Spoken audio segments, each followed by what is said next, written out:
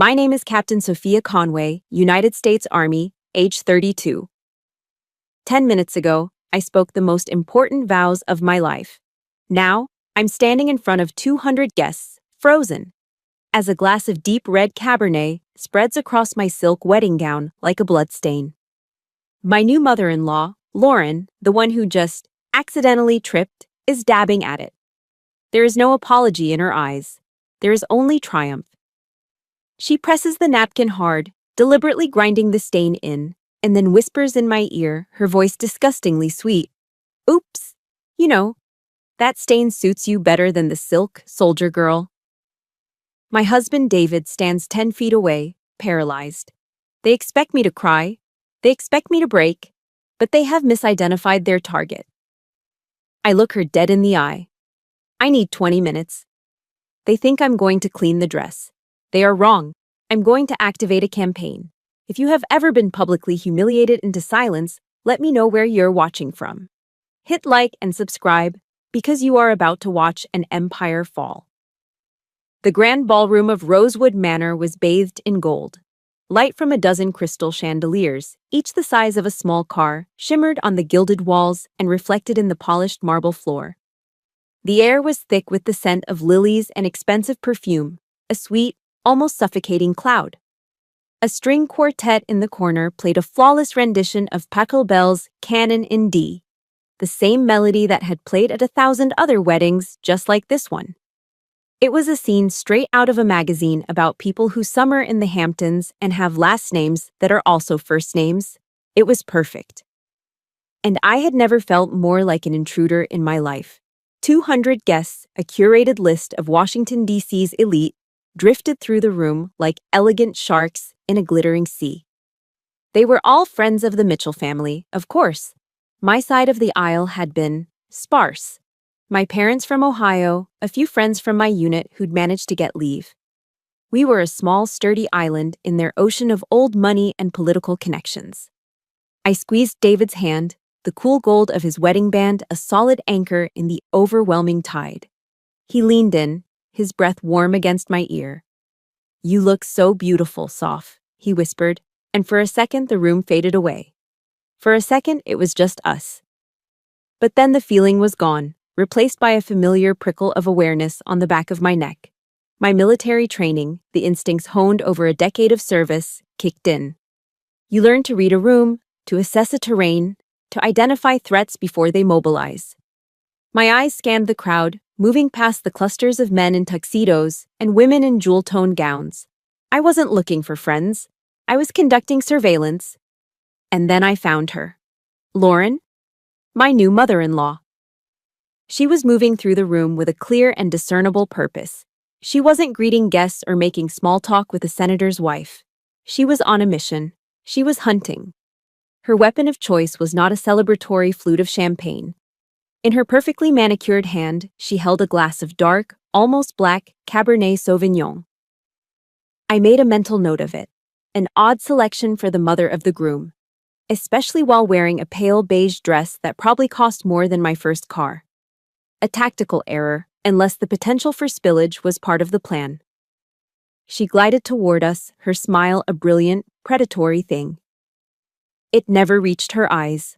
Those eyes, the same cool blue as her son's, were fixed on me. "Sophia, darling," she cooed, her voice as smooth and sweet as honey. She placed a hand on David's arm, a gesture of maternal affection that was purely for the benefit of the audience. "I must say you've really tried." The word hung in the air between us, a tiny, perfectly aimed dart. Tried. As if my silk A-line gown was a craft project I'd cobbled together in a desperate attempt to fit in. David stiffened beside me, but said nothing. He never did. And then it happened. With the precision of a drill sergeant, Lauren orchestrated the attack. A nearby guest, a woman in a garish floral dress, seemed to stumble, bumping Lauren's arm. But my eyes saw it differently. I saw the truth. No one bumped her. Lauren initiated the contact herself. A subtle shift of her own weight, a calculated lurch forward, her arm extending not to catch her balance, but to aim. The movement was fluid, deliberate, and undeniable. The glass tilted. Time seemed to slow down, the dark red liquid arcing through the golden air like a tracer round fired in the dead of night. It hit my dress just below the waist, a silent, violent explosion of crimson against pristine white. The splash was immediate and catastrophic. The music didn't just stop, it was strangled mid-note. A collective gasp rippled through the ballroom. 200 pairs of eyes, which moments before had been admiring the spectacle, were now fixed on the ugly, spreading stain on the bride's gown. It looked like a gunshot wound. The first casualty of a war I didn't want to fight. "Oh, my heavens, Sophia!" Lauren's voice was a theatrical shriek of horror. She was a brilliant actress. She whipped a linen napkin from a nearby table. "My dear girl, I am so terribly sorry." She lunged forward, dabbing at the stain with a frantic energy. But she wasn't dabbing. She was scrubbing, grinding the wine deeper into the delicate fibers of the silk, ensuring the damage was irreversible.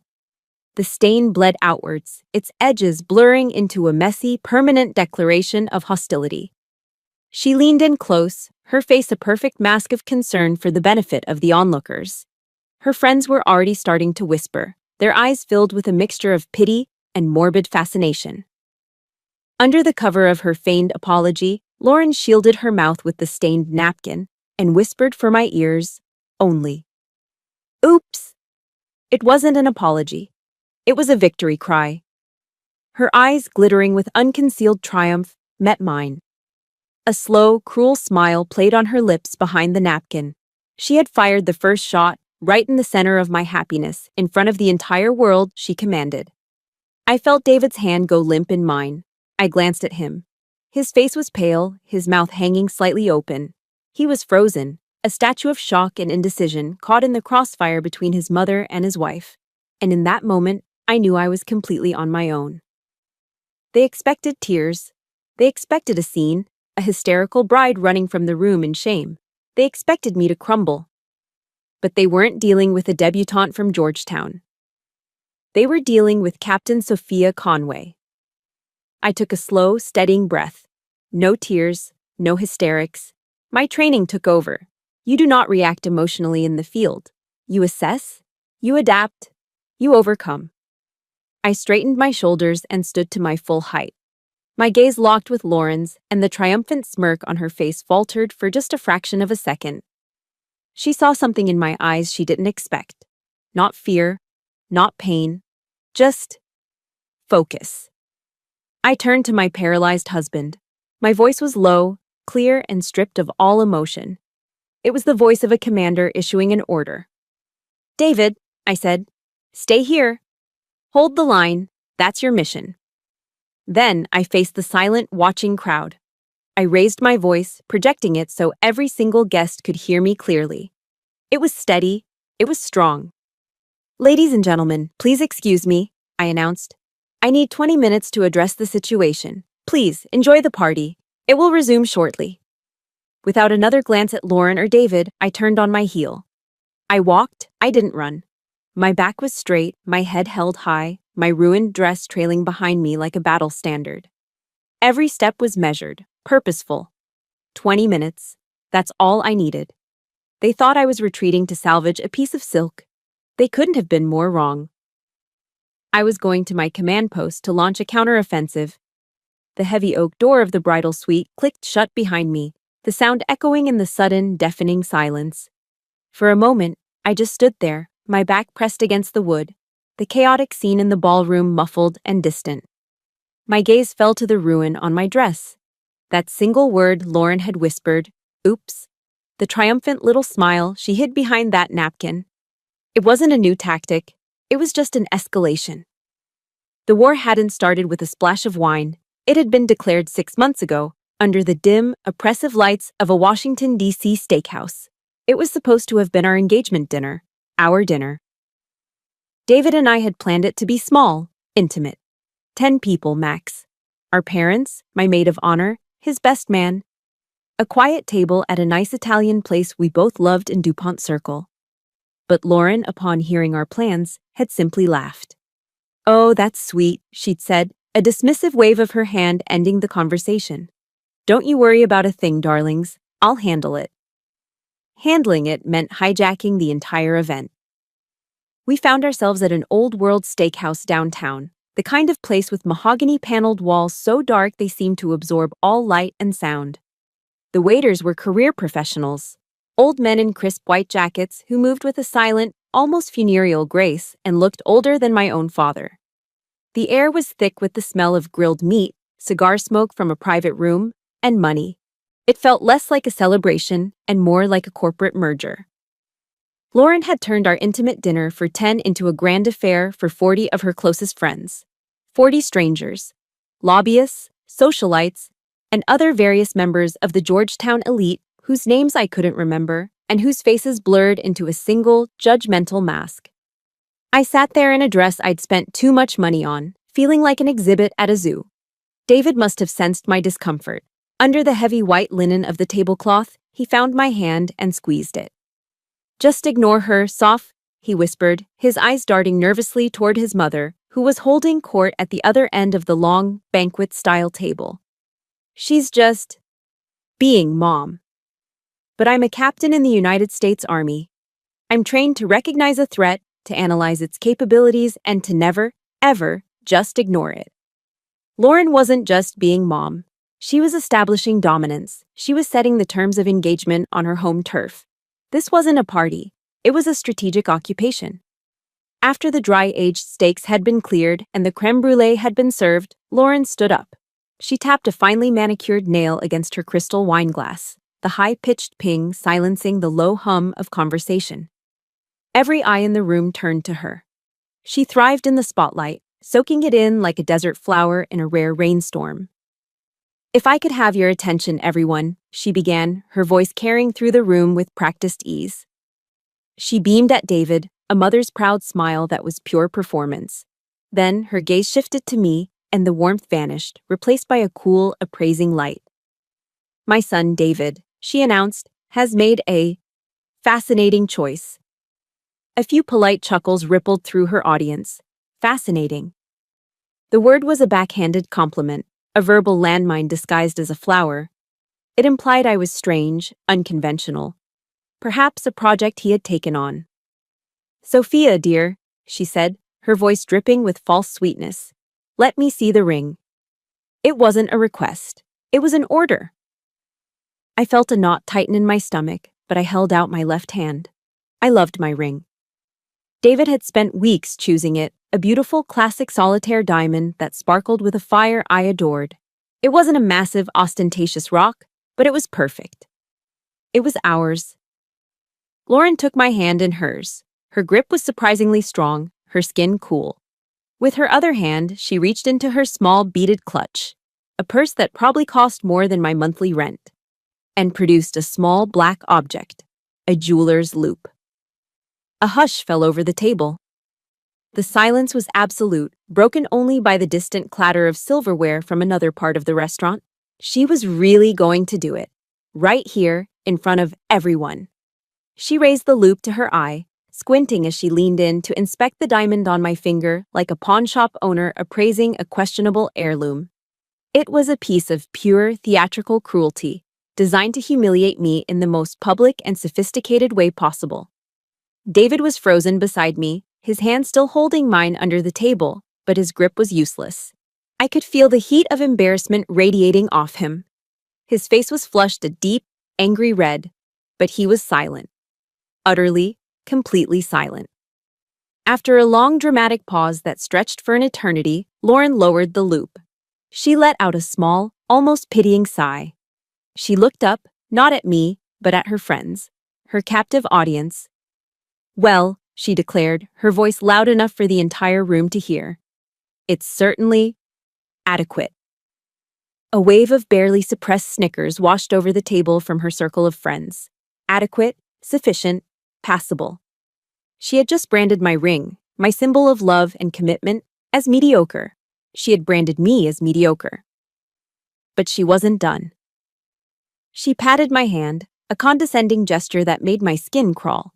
Her perfectly shaped, blood-red fingernails pressed into my skin just a little too hard.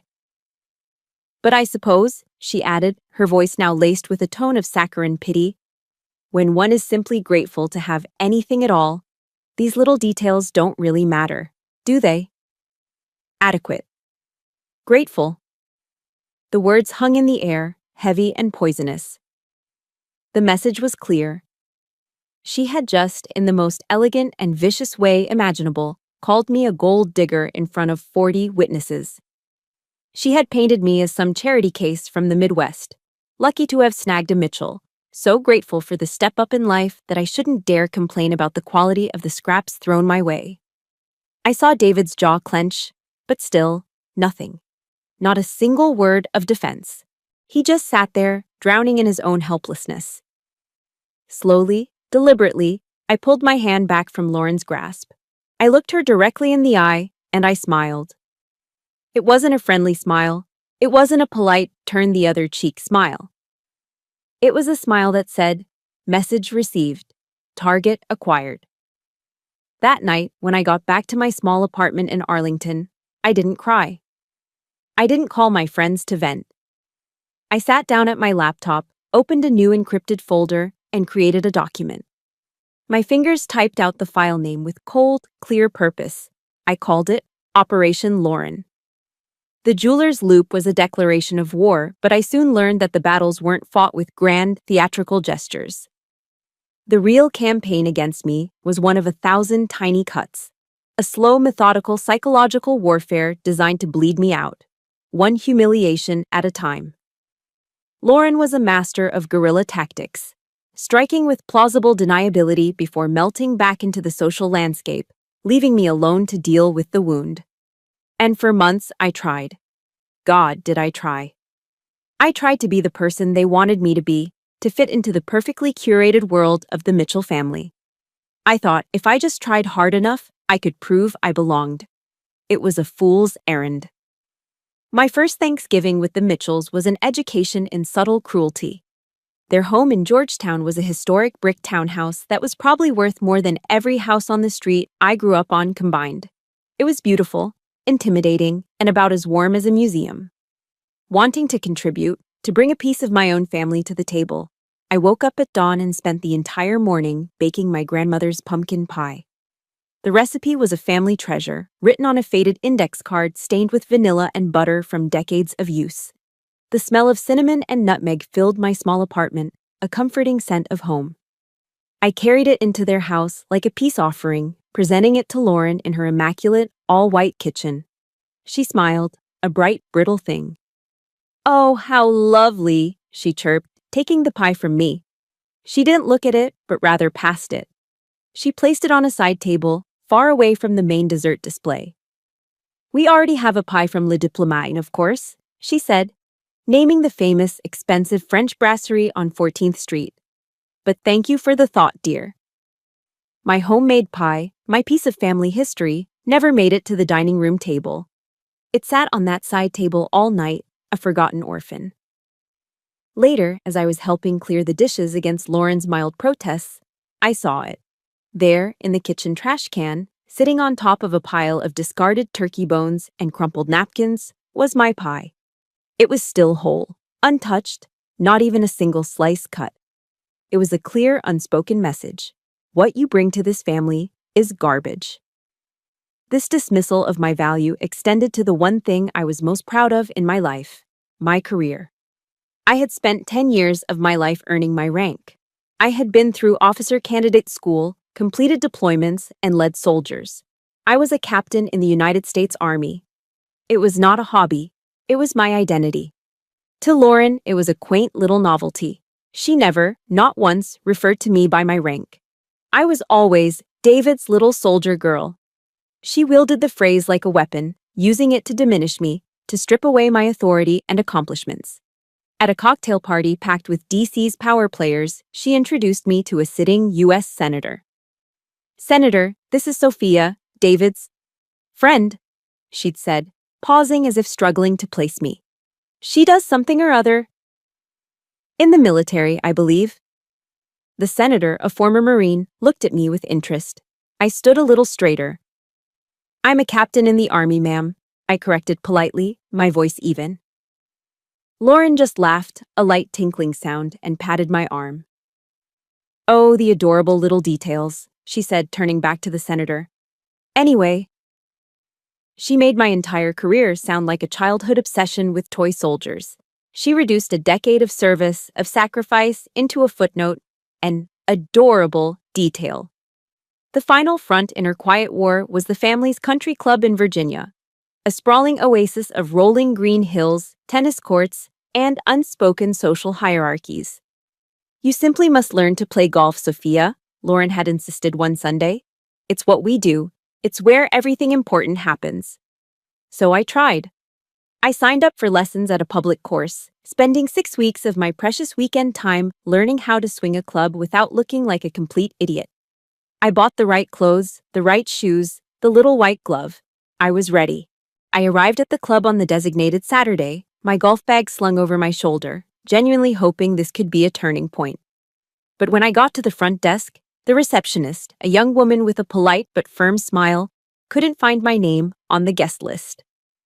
"I'm sorry, ma'am," she said, "but Mrs. Mitchell didn't register a guest for her tea time." Lauren had forgotten. I was stranded. I had to stand there in the grand, wood-paneled lobby, dressed head to toe in golf attire, feeling like an imposter who had snuck in off the street. I watched as Lauren greeted her friends, a trio of women with identical blonde highlights and diamond tennis bracelets, with air kisses and laughter, completely ignoring me. They swept past me on their way to the course, their chatter fading as they went. I was invisible. An hour later, as I was debating the humiliation of calling an Uber to come get me, Lauren breezed back into the lobby. She feigned surprise, her eyes wide with mock innocence. "Oh, Sophia, you're still here," she exclaimed. "I just assumed you'd found your own way home." But the worst part of it all, the truly soul-crushing part, David didn't see it. Or maybe he chose not to. Every time I tried to explain, to make him understand the pattern of calculated slights, he would get that weary, pained look on his face. "She's just old-fashioned, honey," he'd say, trying to placate me. "She doesn't mean anything by it. She doesn't mean anything by it." That phrase became the soundtrack to my slow erasure. But I knew better. I saw the intent in every saccharine smile. I saw the calculation behind every accidental oversight. I saw the strategy in every condescending word. She was building a case against me, meticulously crafting a narrative that I was unfit, unworthy, an outsider who could never and would never belong. And standing there in that country club lobby, feeling the sting of a dozen pairs of curious eyes on me, I finally realized the truth. I couldn't win this war by playing defense. I couldn't win by trying harder or being nicer. You can't win a guerrilla war by occupying a fixed position. You have to adapt. You have to develop a new strategy. You have to go on the offensive. David couldn't see it. Maybe it was a blind spot born of love, or maybe he just didn't want to see the truth of who his mother really was. But in that suffocating Georgetown townhouse, surrounded by people who looked right through me as if I were made of glass, there was one person who did. One person whose eyes saw everything. Her name was Sarah Mitchell, and she was Lauren's older sister. I met her at that disastrous Thanksgiving dinner, the one where my grandmother's pie ended up in the trash. As I stood awkwardly by the fireplace, trying to look like I belonged, she broke away from a conversation and walked directly toward me. She was shorter than Lauren, with kind lines etched around her eyes and a no-nonsense set to her mouth. She looked like a woman who had seen the world and wasn't easily impressed by fancy houses or expensive champagne. Her eyes were different from her sister's. Where Lauren's were a cold, assessing blue, Sarah's were a warm gray, filled with an immediate, non-judgmental understanding. She didn't offer a delicate society air kiss or a flimsy hug. She simply stuck out her hand. "Sarah Mitchell," she said, her voice clear and direct. "Army Nurse Corps, retired. It's a pleasure to meet a captain." Her handshake was firm, confident. It wasn't the limp, boneless handshake of a Georgetown socialite. It was the handshake of a fellow soldier. In that one simple gesture, she saw me. Not as David's girlfriend, not as a Midwestern outsider, but as a peer, as family. For the first time all day, I felt the tight knot of anxiety in my chest begin to loosen. I wasn't entirely alone in enemy territory. Later, while the rest of the family was laughing at some inside joke in the dining room, Sarah found me on the back porch, staring out into the manicured garden. She handed me a cup of coffee. "It gets a little thick in there sometimes," she said, gesturing with her head toward the house. We stood in the crisp November air, ignoring the false cheer inside. We didn't talk about Lauren or David or the suffocating social pressures. We talked about things that mattered. We talked about service. We spoke a common language that no one else in that house would ever understand. We talked about the organized chaos of Walter Reed, about deployments that changed you in ways you could never explain to a civilian. She told me about her time stationed in Germany during the Cold War. And I told her about the dust and the heat of Afghanistan. We talked about how terrible Army coffee is at 4 in the morning and how that first sip is still the best thing in the world. For the first time in months, I felt like I could breathe. I was talking to someone who got it, who got me. Our conversation was interrupted by the sliding glass door opening. Lauren stepped out, a fake smile plastered on her face. "Oh, there you are. What are my two favorite soldier girls talking about?" she chirped, her tone dripping with condescension. Sarah didn't even turn to look at her fully. She just took a slow sip of her coffee. "Things you wouldn't understand, Lauren," she said, her voice flat, without a hint of amusement. The smile on Lauren's face faltered. She pursed her lips, shot me a look that could freeze water, and spun around, disappearing back into the party. A few months later, my phone rang. It was Sarah. She didn't call David, she called me. Her voice on the line was just as calm and steady as it had been on the porch, but it carried a different weight now. "Captain," she said, and the use of my rank told me this was serious. "I've got some intel for you. The enemy has breached the wire." There was a pause. "It's cancer. Stage 4. She delivered the news like a battlefield report. Clinical, factual, no room for emotion.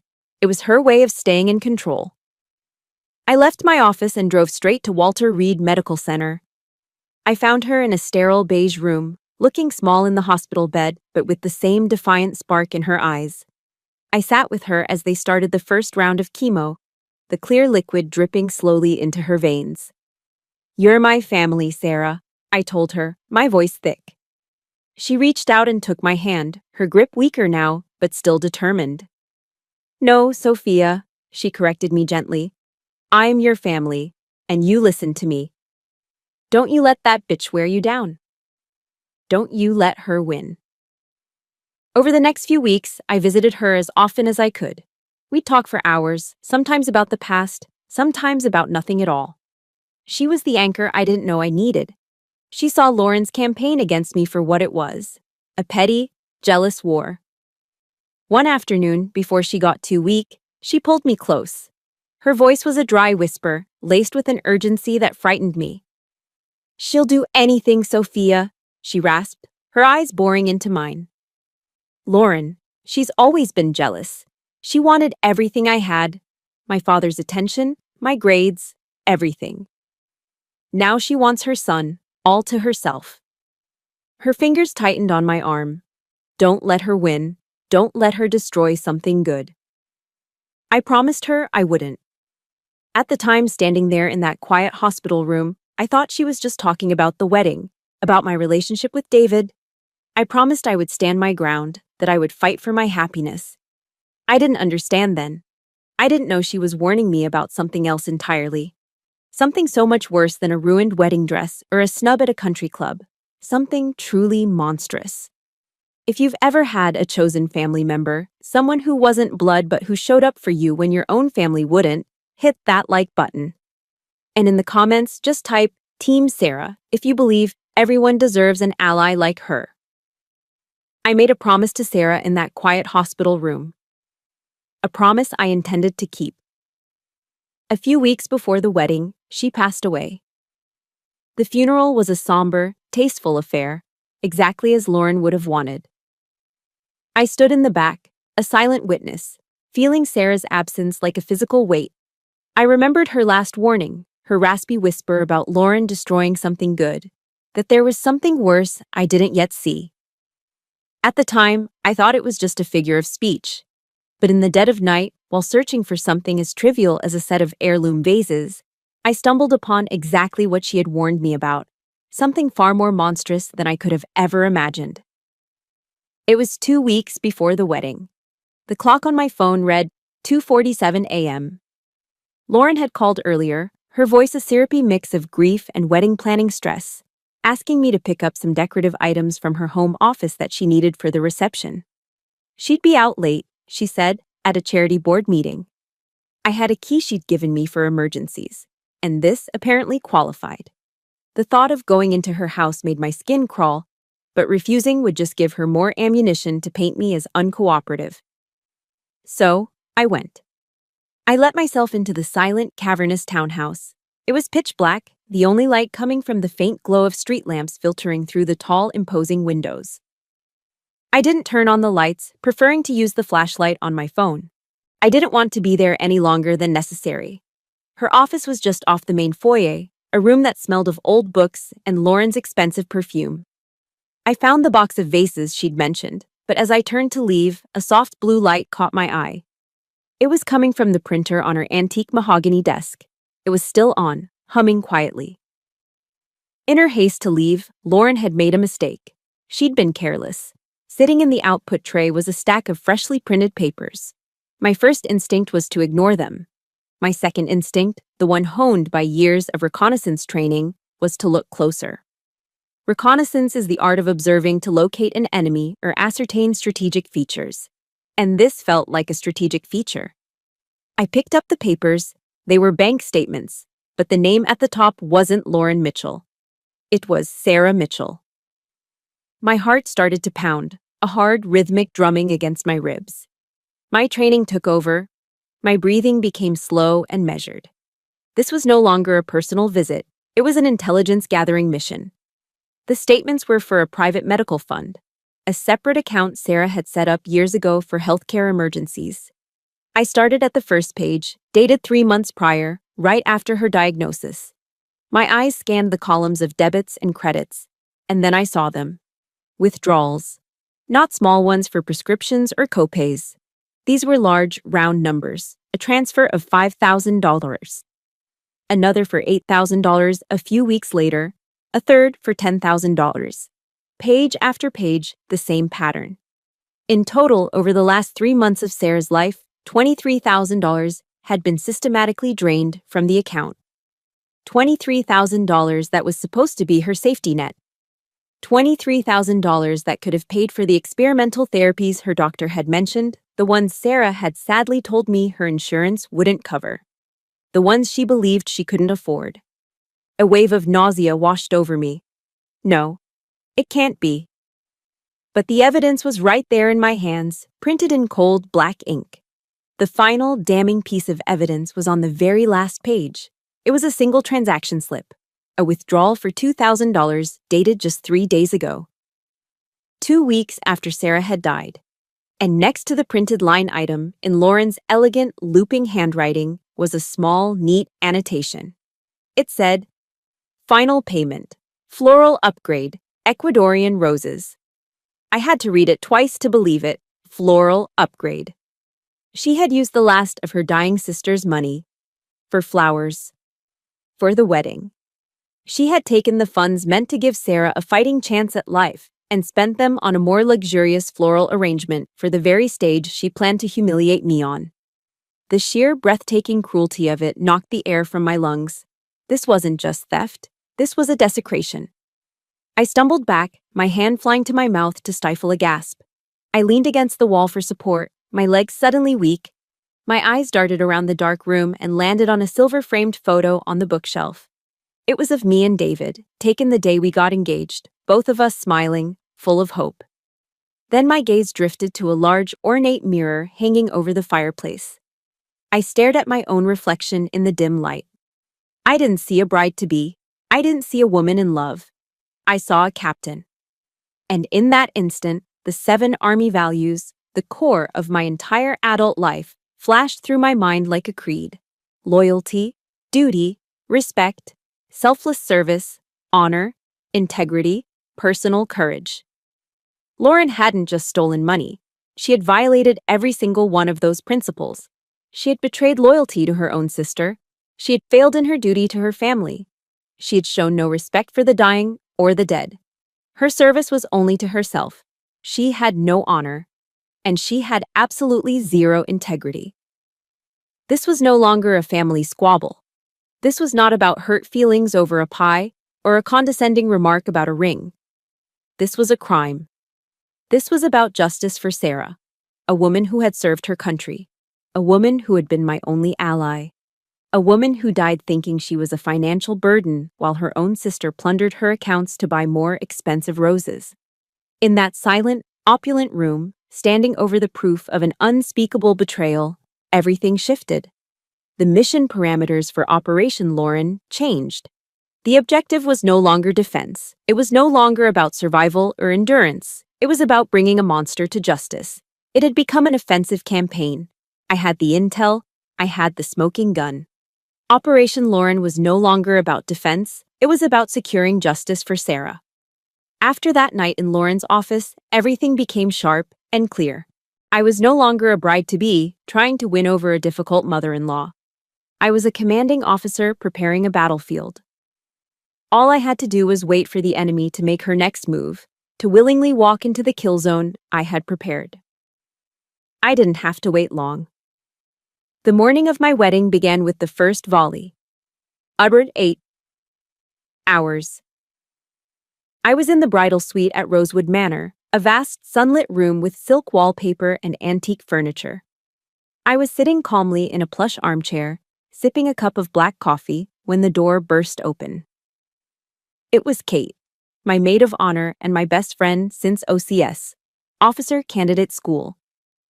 I'd unofficially designated her as my executive officer, my XO for the day. Her face was pale, her eyes wide with panic. "Red alert, Sophia," she said, her voice a tense whisper as she shut the door behind her. "The florist just called. Lauren, she changed the floral order last night." I took another slow sip of my coffee. I didn't look up. "Let me guess. The blush pink garden roses we picked out have been replaced with large, white lilies." Kate stared at me, her mouth agape. "How did you know?" "Standard psychological warfare tactic," I said, finally meeting her gaze. "Stargazer lilies. The kind you use for funerals. It's a classic malicious move. An unsubtle hint that she wishes this marriage was dead on arrival." I placed my cup down on the saucer with a steady hand. "Kate, execute Plan B. Call military-grade blooms in D.C. They're a veteran-owned business. I put a retainer down with them last week. Tell them the contingency has been triggered. They're on standby. Then call Lauren's florist and cancel her order entirely. Let Lauren pay the cancellation fee."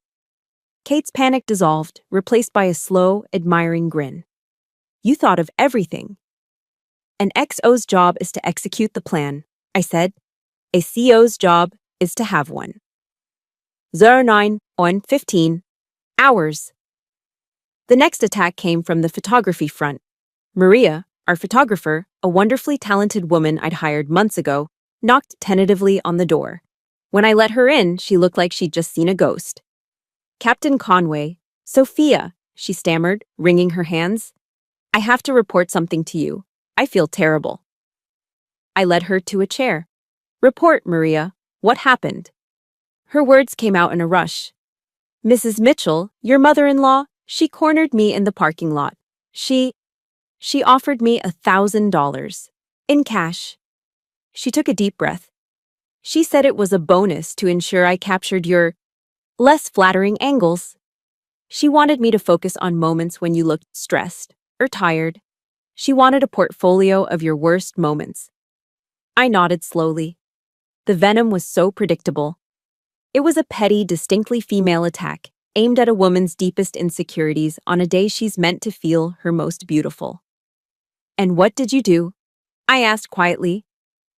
"I told her absolutely not," Maria said, her voice gaining strength. "I told her my job is to capture beauty and joy, not to participate in whatever this is." Then she threatened me. Said she'd ruin my reputation in this town, that I'd never work a high society wedding again. "Thank you for your integrity, Maria. And for the report," I said, my voice calm and reassuring. I anticipated this might be a possibility. Your professional liability is covered. You just do your job exactly as we discussed. Your career insurance package is already active. I smiled. In fact, maybe give Lauren a few extra close-ups today. I have a feeling her expressions will be very memorable. 10:30. Hours. The third wave was an assault on the senses. My cell phone buzzed. It was Marcus, the DJ. Sophia, he said, and I could hear the disbelief in his voice. Your future mother-in-law is a real piece of work. I chuckled. What's the update from the sound booth, Marcus? She just emailed me a revised playlist for the reception. It's all funeral dirges. Literally. Somber classical music you'd play at a state funeral. And she specifically requested I delete your first dance song, Etta James's At Last. This was Lauren's final desperate attempt to strip every last piece of joy and romance from the day. To replace our love story with an obituary. Okay, Marcus, here are your orders, I said, a real smile touching my lips for the first time that morning. Email her back and confirm that you have received the new playlist and will act accordingly. Make her think she's won. Then, get the Intel files I sent you last week ready to go. You will play them on my signal, and only my signal. Do you copy? There was a pause, then a low whistle on the other end of the line. Loud and clear, Captain, he said, a newfound respect in his tone. Consider it done. The rest of the morning was a series of smaller skirmishes. The caterer called to report that Lauren had tried to switch our main course to a fish dish she knew I was allergic to. The hairstylist mentioned that Lauren had suggested a severe, unflattering style for me. Each assault was reported. Each assault was neutralized by a pre-existing contingency plan. Lauren thought she was launching a surprise blitzkrieg, designed to shatter my nerves and leave me a weeping mess at the altar. She had no idea that with every hostile action, she was simply confirming my intelligence. With every vendor she tried to corrupt, she was providing me with another witness for the prosecution. She thought she was weakening my defenses before the main event. She didn't realize she was the one marching deeper and deeper into a perfectly laid trap, tightening the noose around her own neck. She wasn't just giving me a reason to act, she was building my case for me. It takes incredible strength to stay calm when someone is trying to sabotage you from every angle. If you admire Sophia's strategic mind, hit that like button. And tell me in the comments, which one of Lauren's attacks made you the most angry? The flowers, the photos, or the music? Every attack Lauren launched on the morning of the wedding was neutralized. Every petty act of sabotage was stopped dead in its tracks. It wasn't luck. It wasn't a series of fortunate coincidences. It was because the counteroffensive had been meticulously planned weeks in advance, forged in the hours of cold fury after I discovered Lauren's ultimate betrayal in her silent, dark office. Discovering the bank statements wasn't the end of my intelligence gathering. It was the beginning. Operation Lauren transformed from a defensive file on my laptop into a fully fledged, multi-pronged operation. This was how I built my arsenal. The first prong of the attack was air support. The first call I made, just hours after finding those papers, was to a man named Jake. Jake was an old friend, a former Air Force pilot I'd served with during a joint service tour in Kandahar. I'd once pulled some strings to get his critically ill father transferred to a specialist facility at Walter Reed, and he'd told me he owed me one, no questions asked. Now, he ran a niche but successful aerial advertising company, the kind that does skywriting and flies banners over football stadiums. Jake, it's Sophia, I said, my voice steady despite the rage churning inside me. I need to call in that favor. I need you to deliver a message. I texted him the exact wording. There was a long silence on the other end of the line. Jesus, Soph, he finally breathed. That's public. Like, mushroom cloud level public. The crime was public, Jake. It just didn't have an audience, I replied, my voice cold. Can you do it? Another pause. I could hear him weighing the risks, the logistics. I'll need to file for airspace clearance over Northern Virginia, he said, thinking out loud. It'll be tricky on a Saturday. But for you, Captain. Yeah, I'll make it happen. Consider the skies yours. The second prong was audio-visual warfare. The discovery of the bank statements had given me probable cause. I returned to the Mitchell house the next day, under the pretext of discussing wedding details with Lauren, and I planted a small voice-activated recording device behind a row of books in her office. It was a risk, but a necessary one. It paid off. I captured hours of Lauren on the phone with her society friends, gloating. I had recordings of her bragging about how she was going to put that little soldier girl in her place. And I had the most damning recording of all. A call where she casually dismissed her sister's death and laughed about using the leftover money for something more useful. I transferred these audio files to a flash drive and gave it to Marcus, the DJ. "This is your primary weapon," I told him when we met for coffee. "You will not deploy it until you get the signal directly from me. Understood?" He looked from the flash drive back to me, his eyes wide. "Understood, Captain." For the visual component, I met with Maria, the photographer. I handed her a second camera, a small high-definition model. "This is a dedicated unit," I explained. "Your primary job is to photograph the wedding. This camera's only job is to stay focused on Lauren Mitchell. No matter what happens, do not stop recording her. I want a record of every flicker of emotion, every reaction. This is just as important as the wedding photos." She simply nodded, her expression grimly determined. The final prong was the most critical. It was the kill shot, and it was the hardest to arrange. It involved navigating a legal and ethical minefield.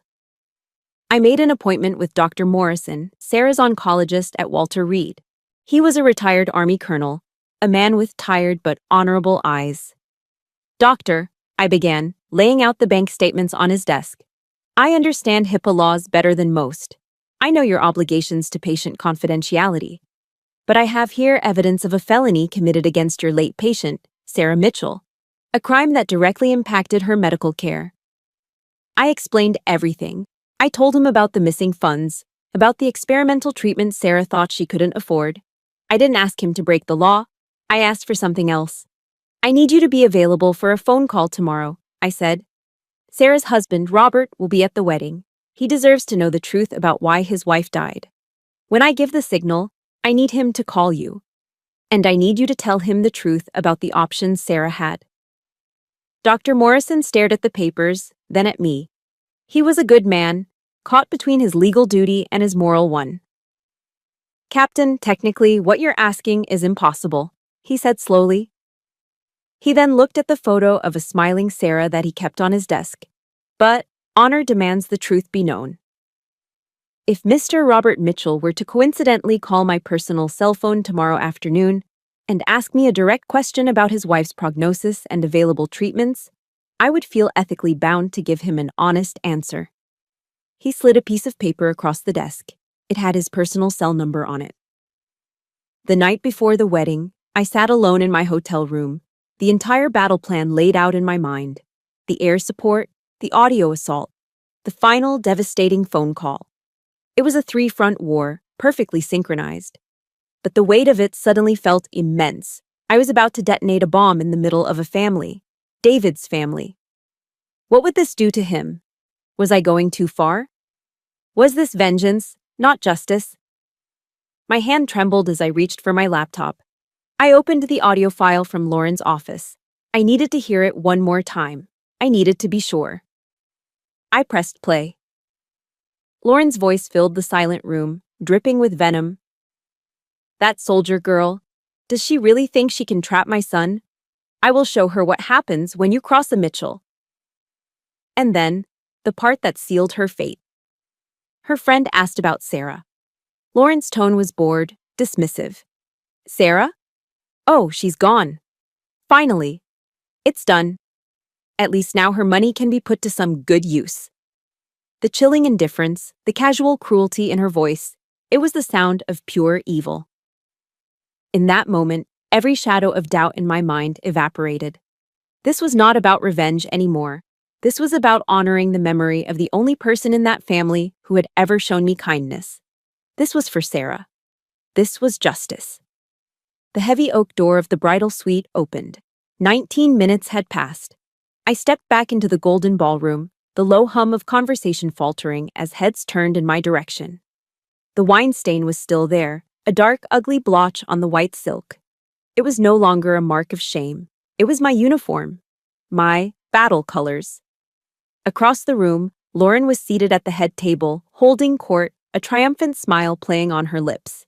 She was laughing, basking in the glory of her perceived victory. She thought I had retreated, defeated. She thought she had won. My eyes found Kate, my XO, standing near the entrance. I gave her a single, sharp nod. She nodded back, her expression grimly determined, and slipped out of the ballroom. My gaze then shifted up to the DJ booth. Marcus was watching me, his hand hovering over his console. I met his eyes and nodded again. He gave me a thumbs up. The assets were in position. Finally, I looked at David. He was standing exactly where I had left him, looking lost and helpless. I walked toward him and gave him a small, reassuring smile. "It's time, honey," I said softly. He looked utterly confused. "Time for what, Soph?" Before I could answer, a strange thing happened. A collective buzz went through the room as dozens of cell phones began to vibrate at once with news alerts. A moment later, a woman standing near the large bay windows gasped, pointing outside. Then someone else shouted, "Oh my God, look!" A wave of movement swept through the room as all 200 guests rushed to the windows, their curiosity overriding their impeccable manners. I remained still, watching Lauren. I saw the flicker of confusion on her face, followed by a dawning sense of pride. High in the brilliant blue Virginia sky, a small prop plane was soaring, leaving a thick trail of pure white smoke against the canvas of the afternoon. It began to write, letter by giant, looping letter, LAURENMITCHELL.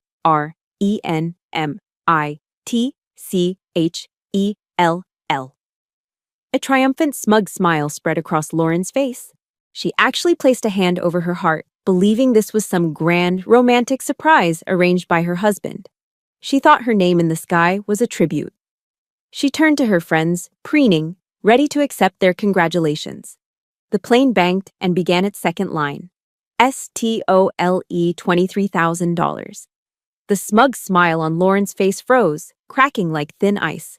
The murmuring in the room grew louder, charged with confusion and excitement. The plane continued its devastatingly straight path. FOMHERESTERECANED.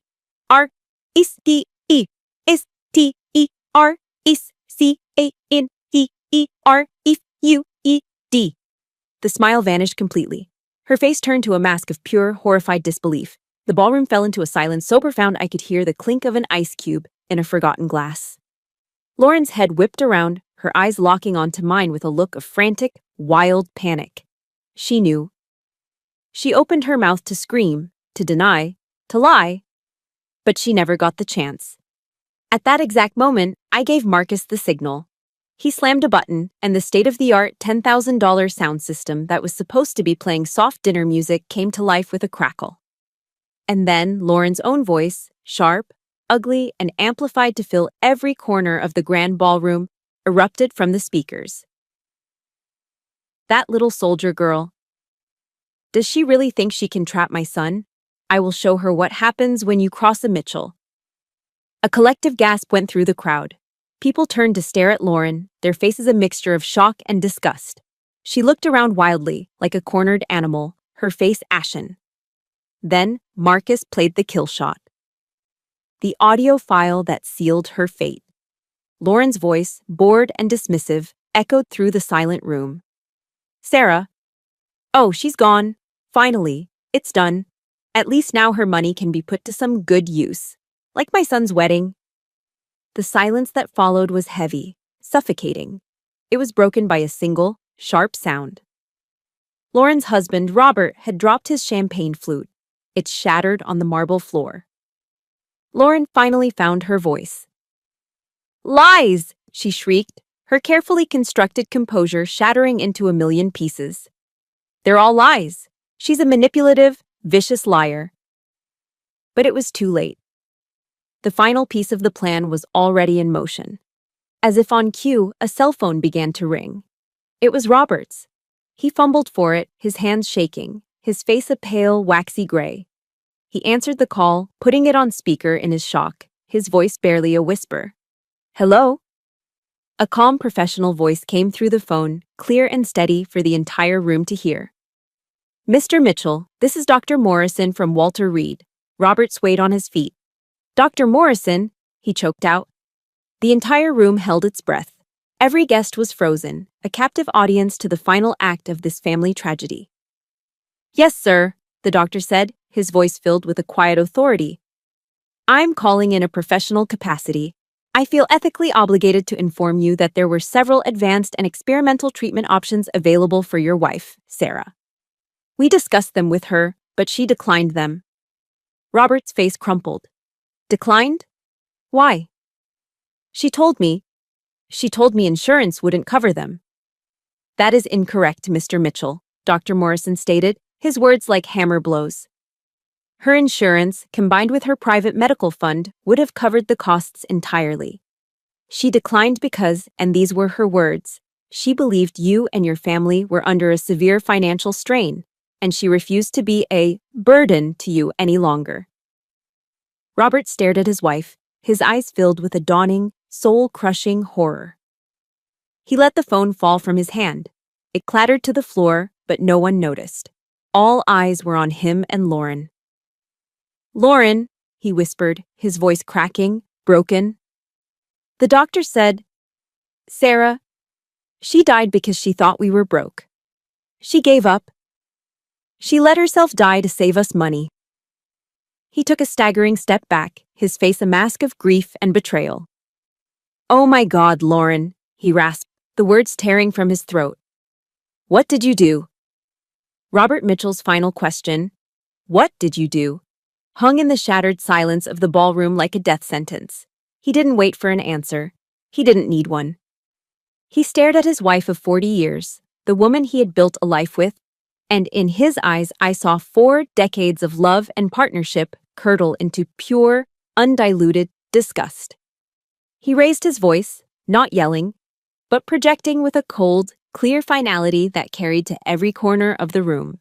Every guest, every waiter, every member of the string quartet stood frozen, listening to the verdict. "The last thing Sarah ever said to me," Robert announced, his voice trembling with a grief so profound it was almost visible. "The very last thing she said was, 'I'm so sorry for being a financial burden.' She died apologizing. She died drowning in guilt, while her own sister was spending her money on more expensive flowers." He looked down at his left hand, at the simple gold band he had worn for a lifetime. With a violent, wrenching motion, he pulled the wedding ring from his finger.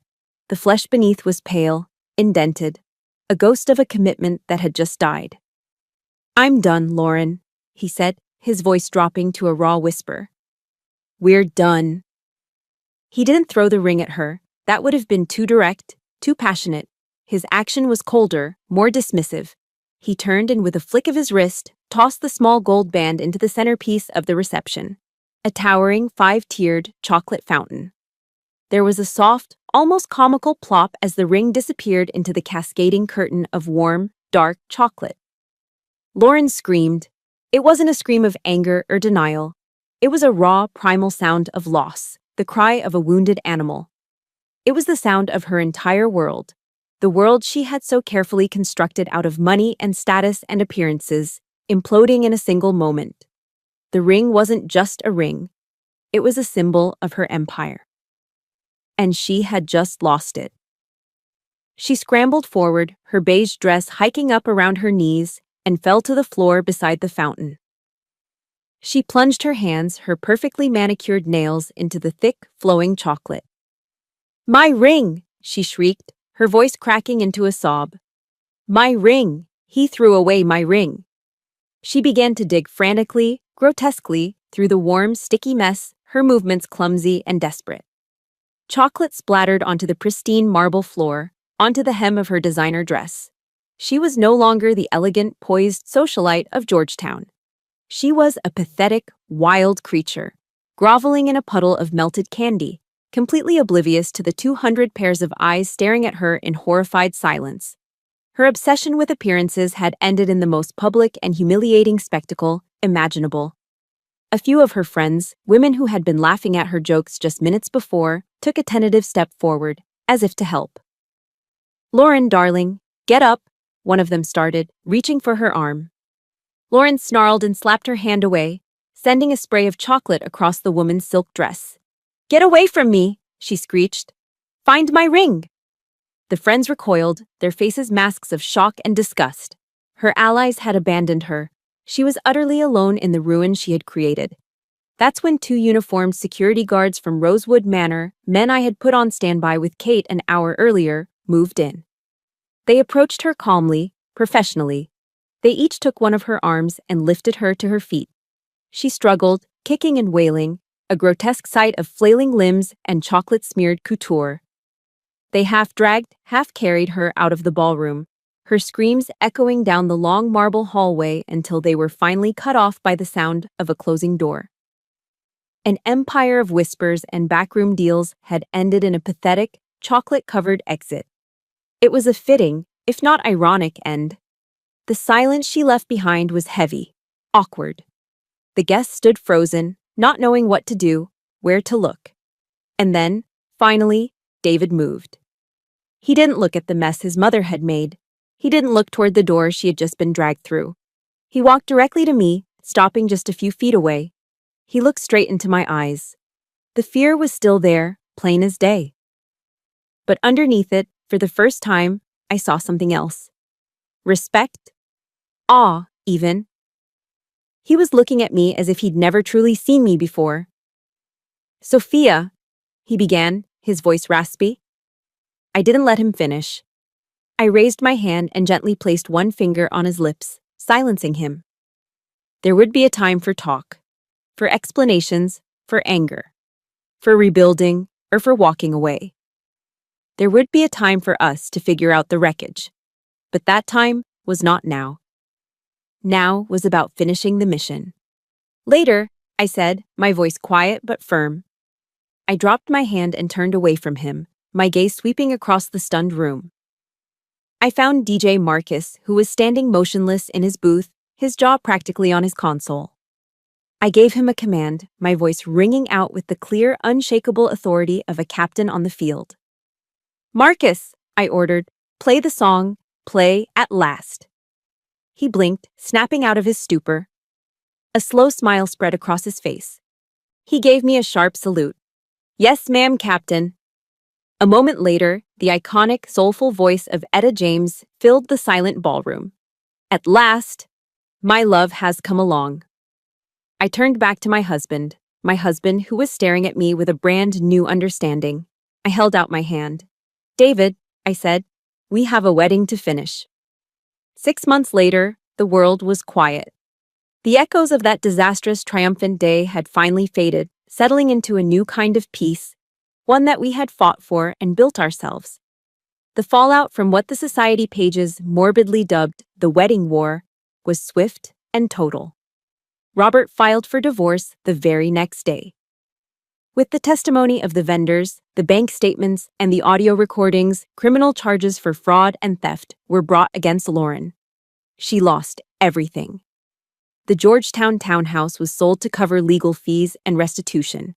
Her name, once a pillar of DC society, became a toxic whisper, a cautionary tale told at cocktail parties. We heard through the grapevine that she moved to a small rented condo in Florida, a place where no one knew her name and the sun could bleach away her sins. Her empire had crumbled into dust. We never spoke of the wedding day. We didn't need to. Our real marriage began the day after. Our honeymoon wasn't in some exotic 5-star resort, but in a quiet, secluded log cabin in the Green Mountains of Vermont. For 2 weeks, there was no cell service, no internet, no news. There was only the sound of the wind in the pine trees, the crackle of the fireplace, and the slow, difficult work of healing. It was hardest on David. He had to go to therapy to untangle the complex knot of love and betrayal left by his mother. He had to face the agonizing truth that the woman who raised him, the woman he had loved and defended his entire life, was a monster. It was a brutal, painful process, and there were days I thought it might break him. But he didn't break. He did the work.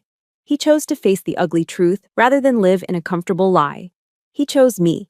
He chose us. And he emerged from the fire a different man, a stronger man. Robert, in a gesture of profound apology and gratitude, gave us the entirety of what would have been Lauren's divorce settlement. He said it was tainted money, and he wanted it to be used for something good, something to honor the memory of the sister he had lost twice, once to cancer and once to the truth. We knew immediately what we had to do. We took that money, added a significant portion of our own, and worked with the administration at Walter Reed. A few months later, we stood in a small conference room at the hospital for an inaugural ceremony. On the wall was a new bronze plaque. It read, "The Sarah Mitchell Scholarship Fund for the Army Nurse Corps." Sarah's legacy would not be one of theft and betrayal by her own blood. Her legacy would be one of service, of helping the next generation of soldier girls to get the education they needed to serve their country. Every year, a promising young nurse would get a chance to live their dream, all in the name of a woman who was honorable to her very last breath. It was the only ending that felt right. It was the only way to turn such a profound pain into a lasting purpose. Life found its new rhythm. We sold David's sterile Georgetown condo and bought a small house in Arlington with a yard and a porch swing, a place that felt like home, a place where we could breathe. Last month, I stood in front of the mirror in my service uniform. The list of promotions had been released. I had been selected for lieutenant colonel. David came up behind me, his eyes shining with a pride that was pure and uncomplicated. He took the small silver oak leaf pins from the box. He unpinned the twin silver bars of a captain from my shoulders, the rank I had held for so long, the rank I held on my wedding day. And with careful, steady hands, he pinned the new insignia of my promotion onto my uniform. He was no longer the boy who stood paralyzed between his mother and his wife. He was the man who stood beside his wife, his partner, his equal. He was an officer's husband, and he wore that title with honor. Sometimes when I'm in my home office, my eyes drift to an object hanging on the wall. It's a large shadow box, beautifully framed. Inside, against a backing of dark blue velvet, is my wedding dress. The deep red stain of the Cabernet Sauvignon is still there, stark and vivid against the white silk. I never had it cleaned. Kate thought I was crazy for keeping it, let alone displaying it. "It's a horrible memory," she'd said. "No," I told her. "It's not a dress anymore." She was right. It's not a memory of a wedding. It's a captured moment of transformation. It's the uniform I wore in the most important battle of my life. A battle not of guns and soldiers, but of honor, integrity, and truth. A battle for my own peace. A battle for Sarah. I look at it, and I see the victory. Mission complete. My battle is over, but I know for many of you, the fight for your own peace is a daily one. This story was never just about revenge. It was about honor, integrity, and the fundamental right to build a life on your own terms, free from the shadows of the past. If my journey has resonated with you or given you even a small measure of strength, I would be grateful if you would like this video and subscribe to the channel for more stories of resilience. And in the comments below, I'd be honored if you would simply write the word honor as a declaration for your own future and as a salute to everyone else in this community who is fighting for theirs. Thank you for listening.